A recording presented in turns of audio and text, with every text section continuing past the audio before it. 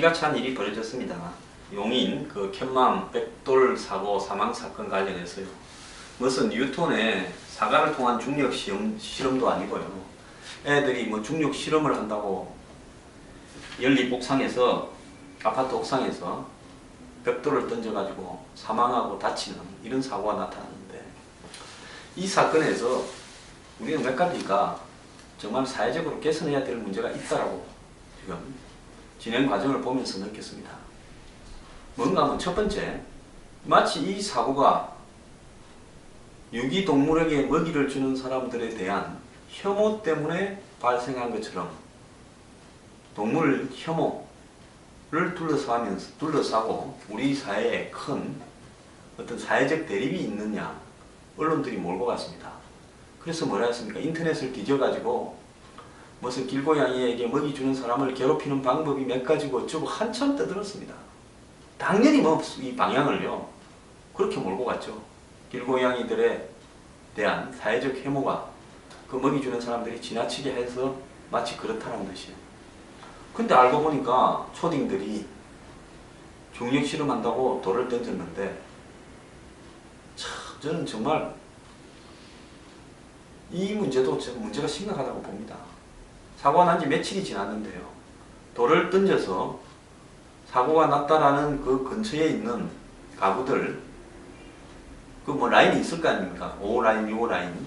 그 라인에 있는 부모들은 자기 집에 애가 이상한 행동을 하고 있는 줄을 몰랐다는 것도 저는 이해가 가지 않습니다. 그리고 애들이요, 저렇게 벽돌을 던져서 사람이 죽고 다쳤다는 것을 분명히 나중에라도 알았을 건데요. 뭐 알았다고도 진술도 나오지 않습니까? 그렇다면 애들이 엄청난 공포를 느끼면서 그야말로 다른 모습을 보여야 되는 것이 정상이고, 만약에 그렇지 않다면 애들 인성에도 보통 문제가 있는 게 아닙니다. 그리고 부모가 그 애들 모습을 캐치를 못했다면 그것도 잘못된 거고, 아직 밝혀지진 않았지만 만약에 부모가 애들이 그랬는 줄 알면서도 들킬 때까지 버텼다면 그것도 심각한 문제라고 볼 수 있습니다. 자, 사고로 애들이 잘못해서 뭐 아무 살인도 없었고 어쨌든 실수로 그냥 사람이 죽을 수도 있습니다. 그렇다면 그런 부분에 대해서 형사처벌 미성년자라고 하니까 사과하고 보상하도록 부모들이 노력하고 이렇게 해가는 것이 정상적인 사회입니다.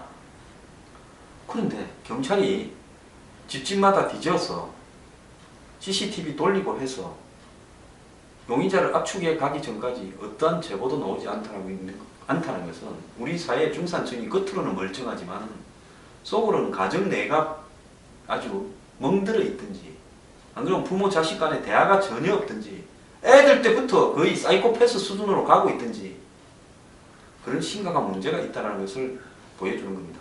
외국 같으면요, 부모가 손잡고 경찰서 데려갑니다. 처벌 안 받지 않습니까? 그리고 거기에 대한 사회 도덕적 비판은 그냥 당연히 애들 실수로 감수해야 되겠죠. 그런데 잡힐 때까지 갔다라는 부분에서 정말 저는 이해가 가지 않는 측면이 있다는 겁니다. 사회 정말 무섭습니다.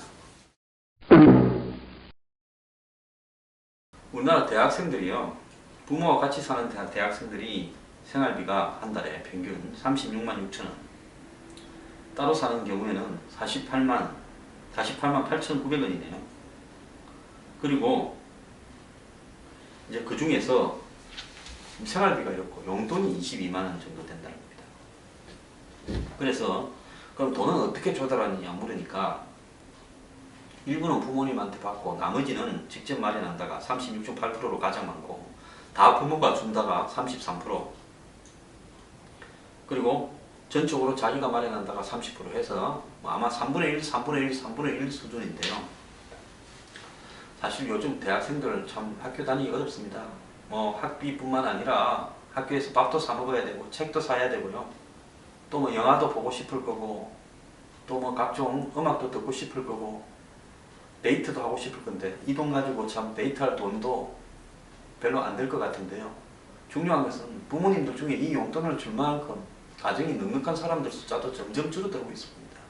그래서 제가 어디 뭐 마트나 편의점이나 뭐 이런 데 갔다가 알바하고 있는 대학생들을 보면 마음이 짠한데요.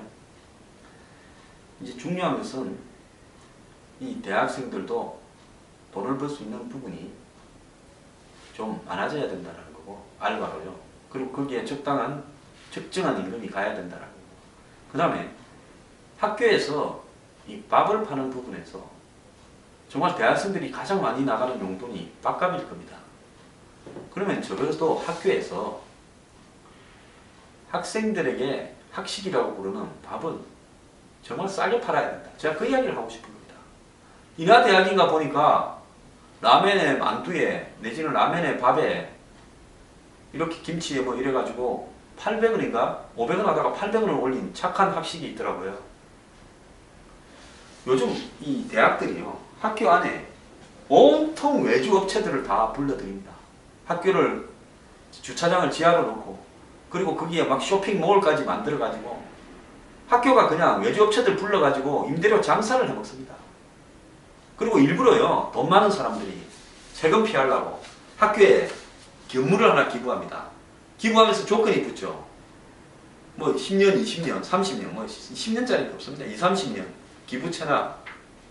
그러니까 한 20, 30년 내가 거기에서 임대료 받아먹고 그 이후에 학교 걸로 하겠다.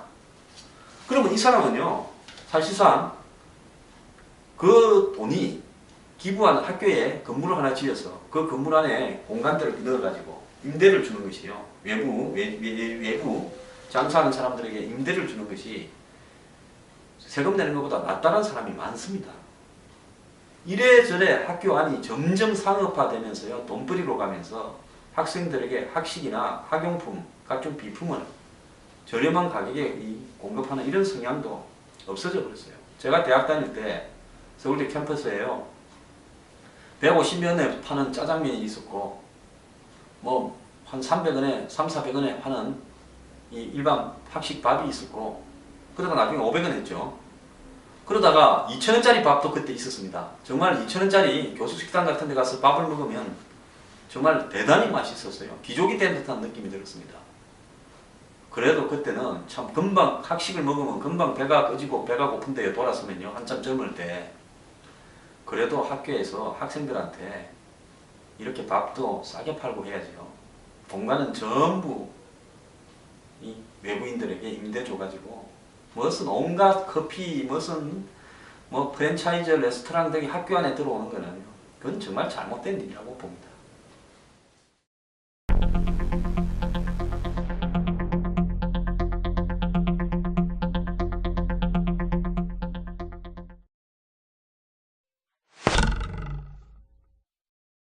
올해 들어가지고 서울의 전세값이 13.33%나 상승했습니다.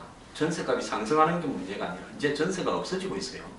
저금리 시대에서 집주인들이 다 똑똑해져 가지고 전세를 이제 반전세로 해가 월세로 돌리거나, 안 그러면 반전세로 해서 일부 전세 걸고 일부는 월세로 받는 게 훨씬 이득이다. 즉 은행 이자보다는 훨씬 낫다. 그러니까 전세 월세 대체율이 은행의 금리 수준보다는 훨씬 낮기 때문에 그렇게 다 가고 있습니다. 그럼 이제 장기적으로 봐서 전세는 없어지는 사회라고 이렇게 봐야 되는데요. 제가 여러 번 강조하지만 이 전세라는 한국에만 있는 독특한 제도가 그간에 없는 사람들이 돈을 모아서 집을 사기 위한 중간 받침이 돼서요. 물론 그 전세집 주인도 선의로 그런 게 아닙니다. 부동산 가격이 오를 때는 전세를 받아갖고 거기에 자기 돈 조금만 보태면 집을 살 수가 있지 않습니까? 그러니까 남 돈에 기반해서 자기 돈 조금 보태서 집을 사놓고, 그러면 사놓으면 2, 3년 지나면 집값이 올라요.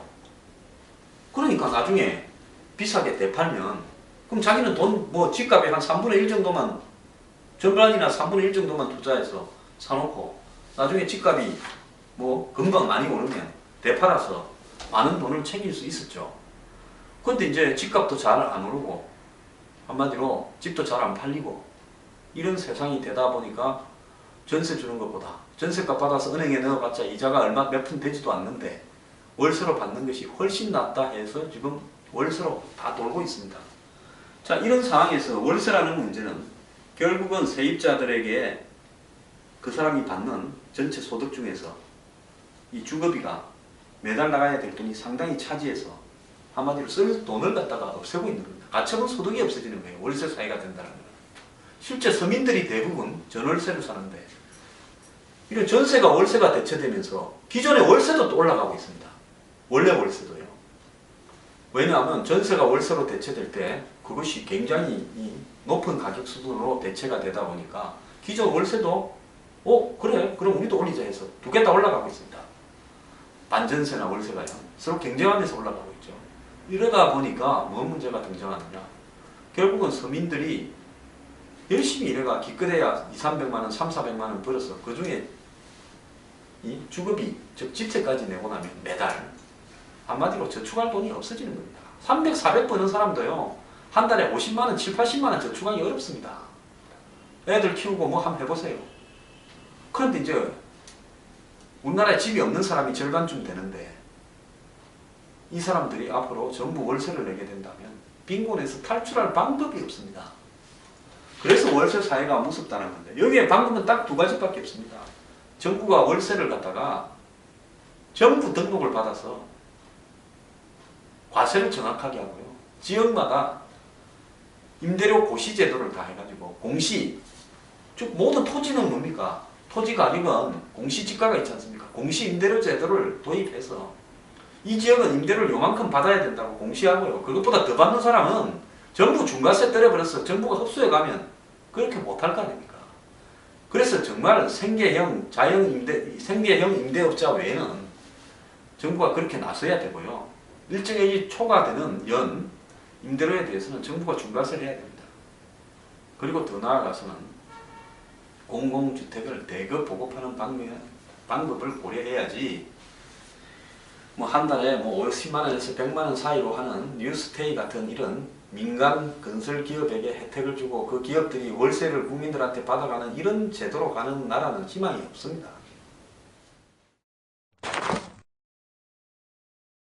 제가 어제도 이야기했지만은 지금 글로벌 경기가 다 어렵고요. 지금 세계가 불황에 접어들고 있다는데 뭐 독일, 일본 이런 잘 나가는 나라 경기도 지금 굉장히 안 좋습니다. 중국도 지금 말할 것도 없고요. 이런 상황에서 IMF는 한국의 올해 성장률이 2.7%쯤 될 거다. 또 LG연구원과 현대경제연구원은 2.6, 2.5를 전망했고요. 그 다음에 외국계 투자은행들은 2.2, 2.3%, 2%대 초반을 전망했습니다. 그래서 한국 경제가 올해 성장률이 2.3% 만약에 밑으로 내려가면 세계 금융위기로 휘청거린 2009년 이후로 최저로 떨어지는 겁니다. 그래서 굉장히 올해 한국 경제가 어려울 거다라고 전망되고 있는데요. 아직도 한국은행이나 KDI 같은 정부 기관들은 걱정 없다라고 이야기를 하고 있습니다. 누가 맞은지 이제 한 서너 달 뒤면 다 입증이 될 건데 그때는 경제 사령탑들이 다 선거 나갑니까? 다 도망가 버립니까? 근데 이제 이러다 보니까 뭐 문제인가 하면 1인당 국민 총소득이 9년째 2만 달러입니다. 2006년에요. 처음으로 2만 달러에 진입을 했는데 2009년 금융위기 직후에 급격하게 우리나라 경제가 문제가 됐을 때 1만 달러들까지 내려갔다가 조금씩 회복이 되고 왔지만은 실질적으로 지금 올해도 2만 달러를 못 넘긴다. 근데 내년 이후에 경기는 더 어려울 거다. 그래서 3만 달러 못 가고 끝날 수가 있는 겁니다. 미국이나 일본이나 주요 유럽 선진국 같은 경우에 보통 3, 4년, 5년 안에요. 1만 달러 단위를 2만 달러 왔던 나라들이 3만 달러 다 넘어갔었습니다. 옛날에. 근데 이렇게 9년째 헤매고 있다는 것은 한국이 3만 달러를 넘길 지금 한국 경제의 여력이 되지 않는다는 겁니다. 자, 그렇다면 3만 달러를 못 넘긴 3만 달러 넘어도요. 선진국이라고 할 수 없고 중진국 후반대 정도 될 겁니다. 그러니까 선진국에 접근하는 중진국. 그런데 지금 2만 불에서 9년째 이러고 10년째 그럴 겁니다. 이렇다 그러면 한국은 선진국으로 가지 못하고 영원히 중진국으로 머물면서 점점 후퇴하는 나라가 될 수 있지 않은가 이렇게 볼 수도 있는 거예요. 그래서 여기서 중요한 것은 우리나라 경제가 꼭 선거 생각해가 내년 총선 이후에 좀비 기업 정리한다 이런 말도 진짜 웃기는 이야기입니다. 좀비 기업 정리하려면 하루아침에 빨리 해야죠. 선거 끝나고 난 뒤에 정리한다. 자, 전부 이렇게 생각할 겁니다. 내년에 총선 있고 내후년에 대선이 있으니까 1, 2년은 손 안 된다. 그 다음에 정권이 또 알아서 해라. 이렇게 생각한다면요. 이게 한마디로 대한민국은 선거가 재앙입니다. 그렇기 때문에 정부의 어디선가 누군가는 장기적인 관점에서 우리가 어떻게 3만 불을 넘어갈 거냐 연구하고 이래야 되는데요. 얼마 전에 보니까 무슨 뭐 사물 인터넷 뭐 드론 뭐 이런 거 가지고 그 다음에 뭡니까 무슨 뭐 빅데이터 이런 거 가지고 한국에서 한마디로 IT 기술로 3만 불을 넘겨 어쩐다 그러는데 제가 얼마 전에 이야기 한번 했지 않습니까? 페이스북인이 미국의 이 첨단 유니콘이라고 불리우는 그런 잘 나가는 벤처 기업들이 실상은 전부 수익원이 없이 껍데기다. 그래서 가치가 지금 굉장히 하락하고 있다 이야기를 했지 않습니까? 이 IT업이라는 것 자체, 그 기술이라는 것 자체가요. 근본적으로 경제에 부가가치를 창조하고 고용을 강화하는 그런 부분이 되는가도 좀 생각을 해봐야 됩니다. 기대하는 만큼요. 절대로 많은 부가가치 창출하지 못합니다. 제조업이야말로요. 경제에서 살리는 핵심입니다. 독일이 무슨 인터넷 기업들이 많아가지고 독일 경제가 튼튼합니까? 지금 선진국 중에는 독일이 제일 낫지 않습니까? 그 독일은요. 이 제조업에서 굉장히 탄탄한 능력과 기술과 기술자들, 숙련자들을 보유하고 있기 때문에 그런 겁니다. 그래서 경제가 잘 나가려면요. 전통적인 제조업 분야에서 기본적인 어떤 힘을 축적을 해야지 인터넷 기업들을 가지고 그걸 돌파한다고 뭐 요즘 뭐 강연하고 무슨 자기가 경제 전문가냐 하는 사람들이요 사기를 많이 치는데 저는 인터넷 기업이라는 것은 고용을 창출하지 못하고 또 주식 가치에 기반을 둔 한마디로 주가 상장시켜서 돈 벌거나 주가 조작하는 부분에 돈 벌거나 이런 데 몰두되어 있는 성향이 강하기 때문에 또 그것이 있어도 그만 없어도 그만입니다. 사물 인터넷이 지금 사물 인터넷이 뭔가 물어보면 답하는 사람도 별로 없을 겁니다. 냉장고에 인터넷이 들어가 가지고요. 우리가 지금 뭐 스마트 뭡니까? TV로 무슨 뭐 컴퓨터 보고 어쩌고 저쩌고 하는 게 있었지만 뭐 3D TV 어쨌지만 그런 게 대중화가 됩니까? 저는 사물 인터넷이 대중화가 별로 안 될 거라고 보고 있고요. 그 다음에 또 뭡니까? 3D 프린터. 그 범죄 저지른 사람들이나 3D 프린터가 크게 도움이 될지 모르겠지만 그런 것들도요. 크게 경제를 살리는 데 도움도 안 되고 드론. 그거 도움 될 것 같습니까? 일자리만 없애버릴 겁니다. 배달하는 사람들 다 없앨 거예요. 그리고 촬영 기사들 다 없애고요. 그 다음에 또 무인성용차. 이거 만약에 나오게 되면요. 기사 하시는 분들 다 없어질 거고요. 택시도 없어져 버릴 수도 있습니다. 저같이 운전 못하는 사람도 그 무인승용차 타고 누르기만 하면 온 데 다 다닐 거 아닙니까? 그렇기 때문에 기술의 발전이요. 그게 그냥 불편을 조금 해소하는 거지 근본적으로 경제 성장에 도움된다고는 보지 않고 있습니다. 제조업을 강화시키는 것 외에는요. 그리고 기초산업 튼튼하게 하는 것 외에 특별한 방법이 없습니다. 서비스업을 강화시킨다요. 서비스업 수준은요. 제조업 수준이 발전되어서 선진국으로 가야 따라서 발전하는 거지 그게 어느 날 갑자기 발전됩니까? 고민 좀 잘 해봅시다.